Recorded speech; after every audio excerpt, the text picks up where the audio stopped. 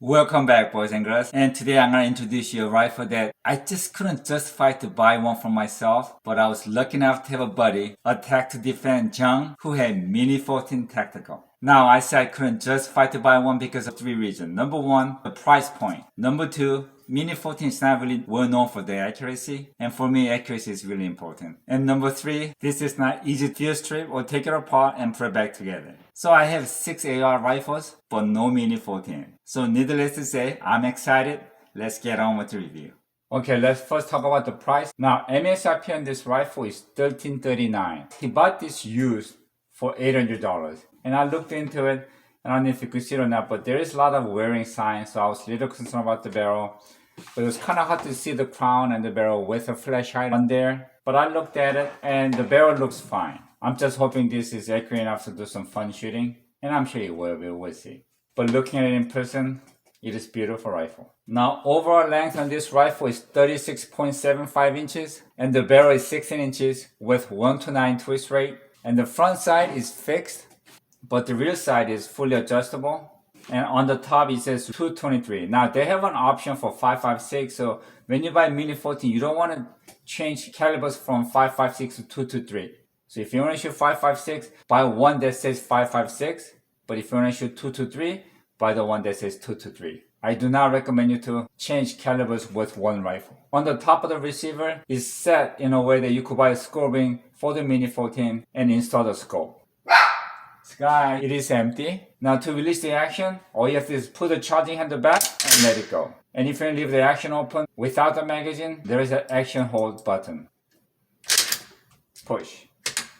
Now one thing that I noticed is that there is a big gap here, and you could see the hammer from here. Let me show it to you. I'm gonna pull the trigger and you're gonna see the hammer. Okay, honestly, I'm not a big fan of that big gap because you could get sand, dirt, a lot of stuff in there. In fact, that this rifle is hard to take it apart and reassemble, not a very good idea. Now this rifle only weighs 6.7 pounds. I think that's really great because for fun shooting and for 223, it really shouldn't have to weigh more. Now it does have a rubber recoil pad, but it's quite hard, and honestly 223 this shouldn't be a problem. Now he gave me two magazines, one is 5 round and one is 20 round magazine. Let's check the 5 round first. Now loading a magazine is kind of like an AK. You want to insert the front first and then snap it back. Now after the last shot, the action will stay open. And that's the magazine release, and you have to push it forward.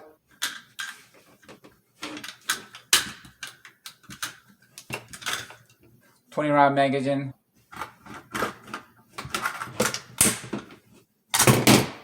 Okay, that was better. And the magazine release is quite stiff. And that's for safety. Again, it's very stiff. Now I'm going to try to release it with my trigger finger by pushing it forward. It's not easy. Okay, let's check the trigger.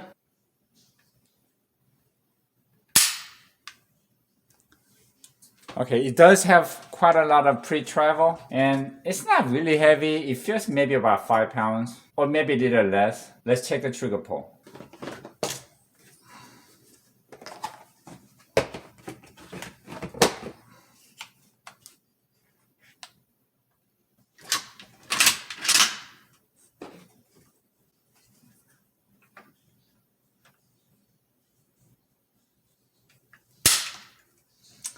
Is 4 pounds and 15.3 ounces.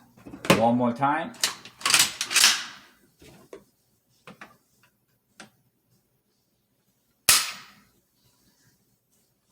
That's 4 pounds and 8.5 ounces. Now, one more thing that kind of concerns me is that I do have a big hand, so when I grab it right here where I usually like to grab, now the action gets in the way with my fingers. So I have to grab it up here, and to me that's a little bit uncomfortable.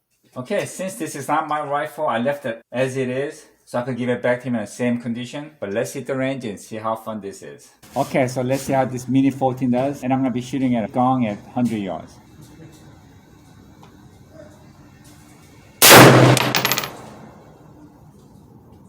I think he's shooting a little low, so I'm going to be aiming a little high. I think you were shooting high.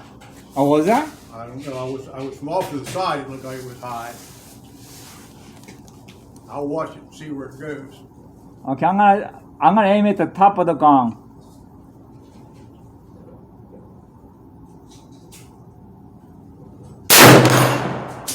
That's hit, right? Yep. All right, good deal.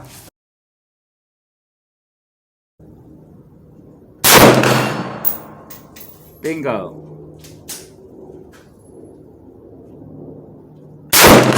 Bingo. Bingo. Good deal. Okay, shooting at a gun at 100 yards was breeze, and now I'm gonna get to Dreamland and do some fast shooting. Okay, it's been raining last 2 days, and the daytime temperature was upper 40s. So all that snow is almost gone down here, but up in Dreamland, where the temperature is about 10 degrees lower, but it's still covered with snow. So I won't be able to hit the Dreamland, and I was really hoping to. And let me show you why. As most of you know, Gene has really nice Japanese steak restaurant called Musashi in Gainesville, and he has 1 to 2 5-gallon bucket coming out every week. So I had an idea to make this into a target instead of using steel target, and I have 12 of them ready to go. There you go.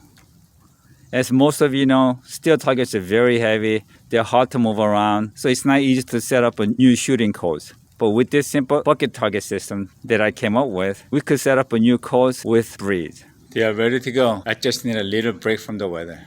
So for now, we just have to be satisfied with hitting some guns. Now, what do I think about the Mini 14? It's a really neat, small, versatile, well-balanced rifle. And I can see why people buy this, but the real question is, will I buy one? Honestly, for the money, I don't think so. But for those of you who wants to collect different guns, you might want to add this to your list. And some of you gonna ask, so what do you think about Mini 14 compared to AR-15?